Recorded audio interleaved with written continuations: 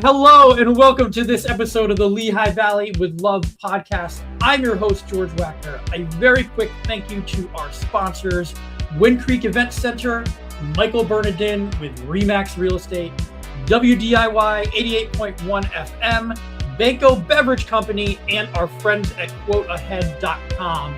Today, we're joined by Maggie Hartmann, who is a Lehigh Valley organizer for CeaseFirePA. Earlier this month, CeaseFirePA brought elected officials, survivors, community organizations, violence prevention advocates, and faith leaders together for an Allentown gun violence prevention forum following several recent shootings and the loss of multiple young lives in our area. Today, we're talking about what CeaseFirePA does, what came from that forum, what gun violence prevention looks like, and what people can do to get involved. And Maggie, number one, thank you so much for taking some time out to join us today. How are you doing? Great. Thank you so much for having me. It's a pleasure. I want to commend you for all the great work that you are doing in the area. And for those who are unfamiliar, can you kind of tell us what CeaseFirePA is? Give us the organization's mission statement, all that good stuff. Sure. So it's really simple. CeaseFirePA, we are a statewide movement, and we are looking to end gun violence in the Commonwealth. Gun violence, including school shootings, domestic situations, and firearm suicides, which actually make up the largest portion of firearm deaths right now. And we talked briefly about the July 16th event when you held an Allentown Gun Violence Prevention Forum. And I guess that's really kind of a great example of what you do, right? So can you talk a little bit about that forum and what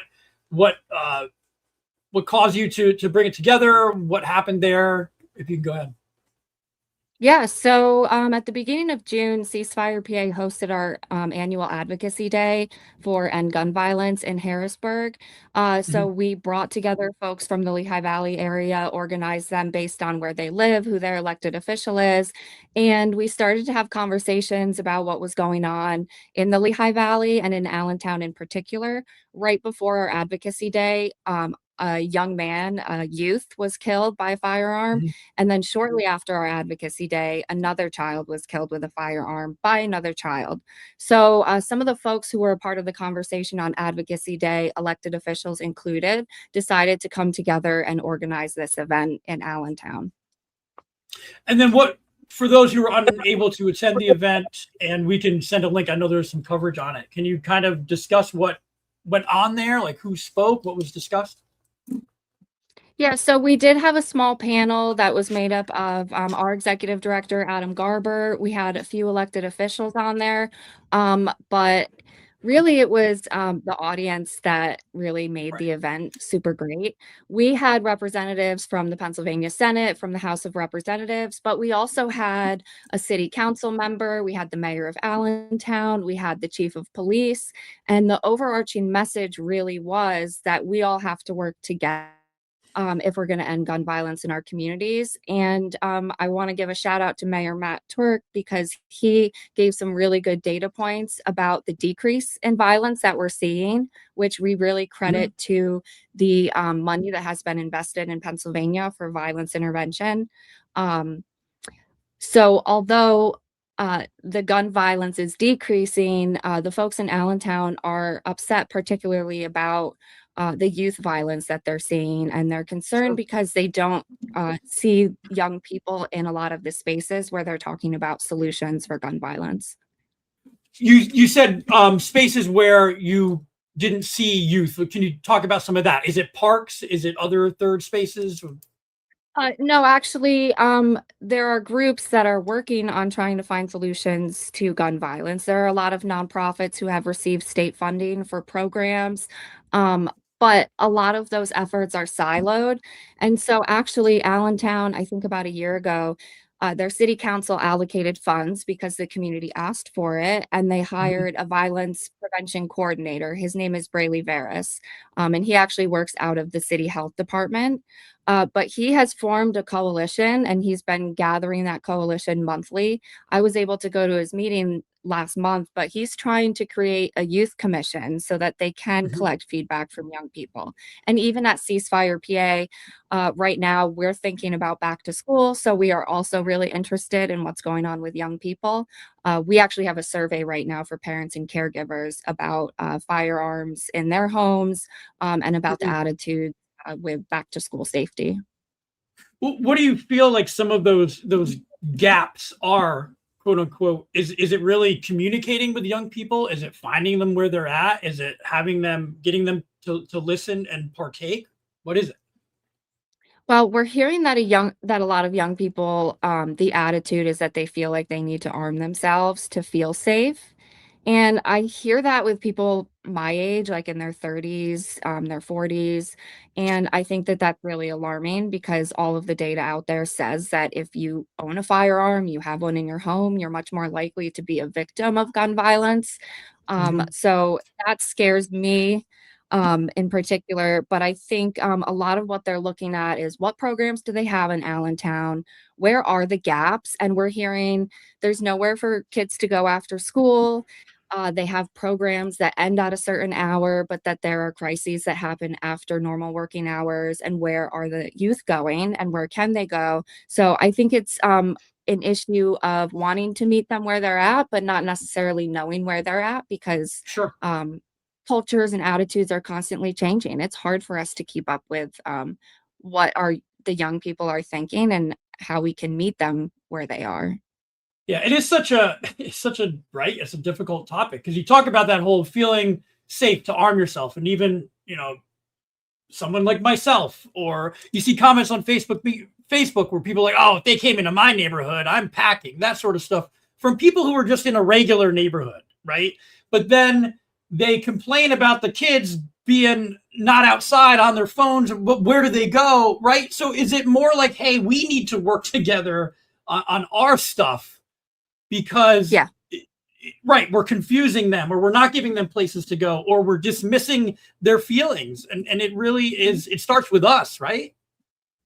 And honestly, I'm not surprised that young people are feeling frustrated and scared Sure. because we have really put the Yeah. responsibility on them. Like they're the ones who have to walk through metal detectors on their first day of school. They're the ones who have to have their belongings searched. They're the ones who have to participate in active drills. And even at Ceasefire, our back to school movement is saying um, school safety actually starts with securing your firearm at home. But once again, this puts the responsibility on parents and students. So it Mhm. makes sense to me that young people are feeling impacted by the culture that they're growing up in. Well, if you care about this topic in particular, we try to make it really easy for volunteers to engage and get involved. You don't have to be an expert on gun law reform or state Mhm. policy. That's what we do. We try to break it down and make it easy. You can visit our website, ceasefirepa.org, and sign up, subscribe to our information. We send out alerts where we ask folks to contact their legislators if there's a bill on the floor. And actually, there is a bill right now that we are talking about a lot, especially with back to school. It's secure firearm storage. We don't have a law Mhm. in Pennsylvania that requires people to lock their firearms up at all.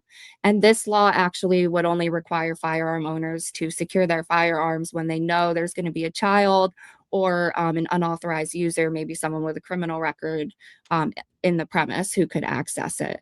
Um, so that bill actually made it through the House Judiciary Committee earlier this year.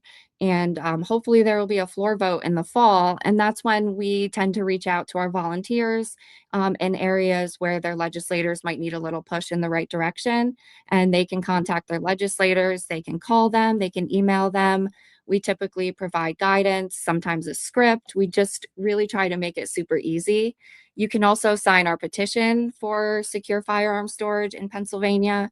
But folks who really deeply care about this issue and know that they have a community around them that also cares, Right. we're also looking to host house parties to fundraise, but also to just get the message out that this work is being done. There's a lot of money in Harrisburg that was just allocated to this work, $62.5 million was invested in violence intervention. It's the same as last year, but that funding makes a huge difference in our communities. So, yeah, and again, I think it's great the stats, the data that you and I had read the articles about Allentown's crime rate going down. The murder rate was very much down this year, and that is amazing. However, you're right. There are still these problems that are going to go on unless we address them in a meaningful way. What do you think needs to happen next in Allentown? well, I think continuing to be consistent is key, but I also think Allentown is already stepping in the right direction, especially hiring Braley as their violence prevention coordinator. He's doing some really innovative and data-informed work. He's got a lot of people on the coalition who have various professions. Like there's folks from the DA's office, there's people from the 911, 988 call center, and actually they're using the data from the 911 center to target specific areas of the city where they're seeing certain types of calls into the 911 center. So they have a plan in the next few months to do pop-ups around the city, and this is part of trying to meet folks where they're at.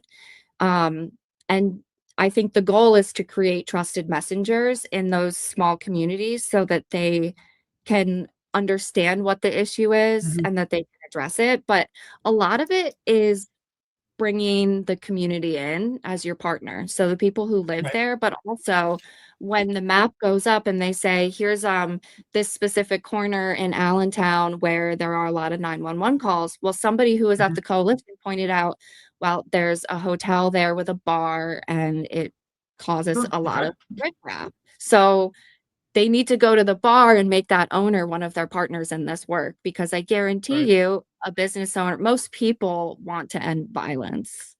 I would think everybody does, even if the people commenting negatively, and I think they do that out of like a frustration or, oh, it's never going to change and it's legal and it's not the, it's not the gun, it's the person.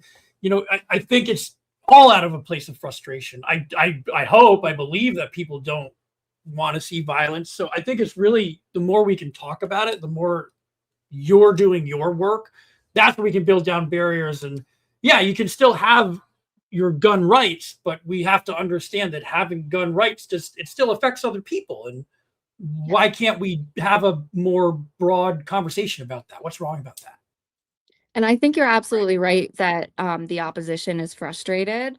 I think they're also scared, but I think that the fear and frustration is coming from a place of misinformation. So you're absolutely right that we do need to continue to talk about it, because there's nobody out there that I'm aware of. There's no movement where the goal is to take everybody's firearms. We're just asking right now that they be stored securely to help save lives. And it's really, I think if you were to say to somebody, hey, did you know that there's no law where you have to store a handgun in your house safely? Did you know that?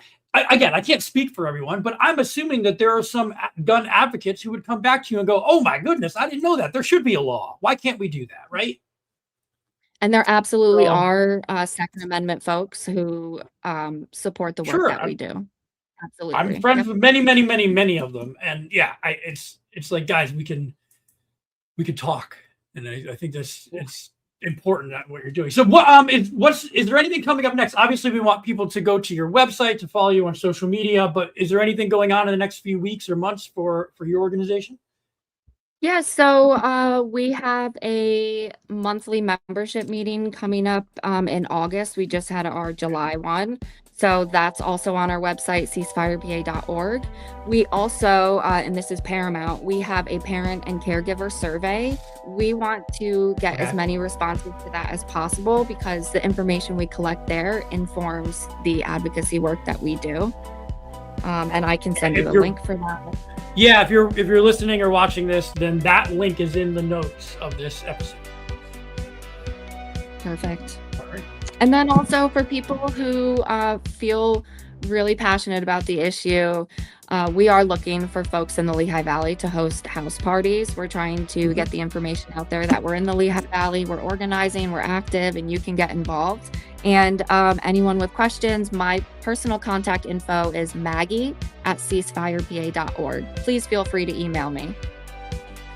I love it, Maggie. It's a pleasure to talk to you. You're doing the hard work. Like, this is just like the difficult stuff, which is really bringing people together to explain difficult issues. You know, it's tough to do that, and especially when they're life-threatening. You know, so I appreciate you. Thank you for all that you're doing. We hope that people can take that survey, or at the minimum, check out their website, follow them on social, you know, give them some love, and let's continue to have these conversations. Maggie, thank you. And hope to meet you in person soon, and we'll have another conversation too. Yeah, thanks.